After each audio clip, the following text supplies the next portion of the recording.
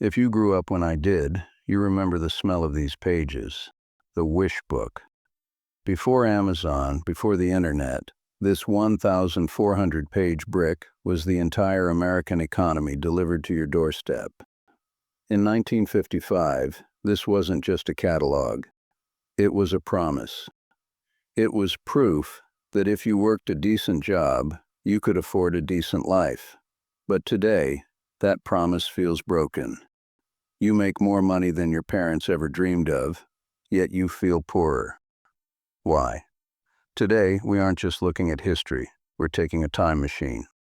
I'm taking a standard 2025 paycheck back to 1955 to see what it actually buys.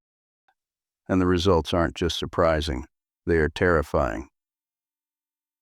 Let's start with the basics. 1955, a pair of heavy-duty leather work boots. These weren't fashion statements, they built the country. Price, $7.95. Now the government's inflation calculator tells us that $7.95 in 1955 is equivalent to about $90 today. So you should be able to buy good boots for $90, right? Go try. A real pair of American-made leather work boots today, you're looking at $250 minimum. The official inflation numbers say prices went up 10 times. The reality on the shelf tells us it's closer to 30 times. Where did the difference go? Look at this cold spot fridge. $220. This thing was built of steel. It probably still runs in someone's basement today. Adjusted for official inflation, that's about $2,500 today. That actually seems fair. You can buy a fridge for that. But here's the catch. The 1955 fridge was meant to last 30 years. The 2025 fridge is designed to die in 7. You aren't just paying for the metal, you're paying for the planned obsolescence. The price is the same, but the value has been gutted. But the boots and the fridge are small change. Let's talk about the American dream. The house. In 1955, the average family home cost roughly $12,000. The average family income was about $4,000. Do the math. That is a price-to-income ratio of 3 to 1. If you saved hard, you could pay off your mortgage in 5 years. Today, the average home is over $400,000, but the average salary hasn't kept up. The ratio is now closer to 8 to 1.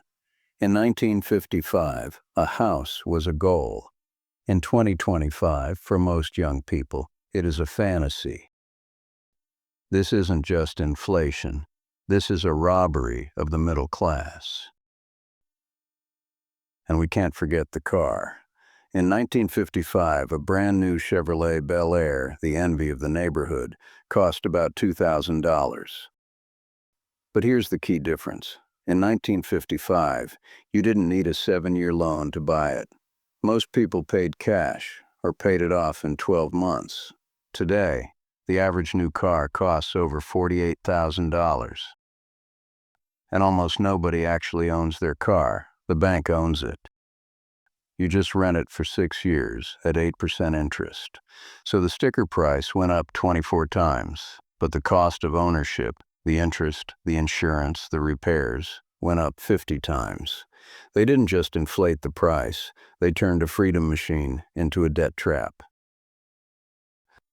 In a moment, I'm going to show you the math on exactly how much wealth has been stolen from your savings since 1955, and more importantly, how to stop the bleeding. If you want to make sure you don't miss that explanation, or the breakdown of the grandfather portfolio coming next week, you can subscribe to the channel right now. So, why did this happen? Did we forget how to make boots? Did we forget how to build houses? No.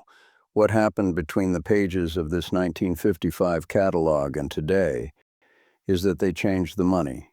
In 1955, a dollar was a certificate for a specific amount of silver. It had gravity, it had limits. The government couldn't just print more of it to pay for wars or bailouts, but slowly they severed that tie. Now, money is just paper and promises, and when they print trillions of new dollars, the dollars in your savings account become worth less. Think of it like a pizza. In 1955, the economy was a pizza cut into 4 slices. Today, they cut the same pizza into 4,000 slices.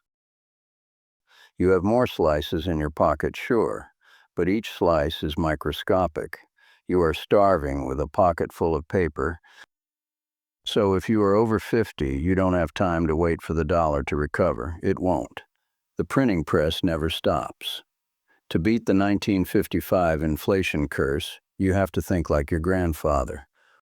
Rule number 1, stop hoarding cash. Cash is ice melting in the sun. Rule number 2, own the source. Don't just save money to buy the boots. Own shares in the company that makes the leather. Don't just save for the fridge. Own the utility company that sells the electricity. Rule number 3, finite assets. They can print dollars, but they cannot print land and they cannot print gold. The system is rigged to destroy savers. So stop saving and start owning. That is the only way to turn the clock back.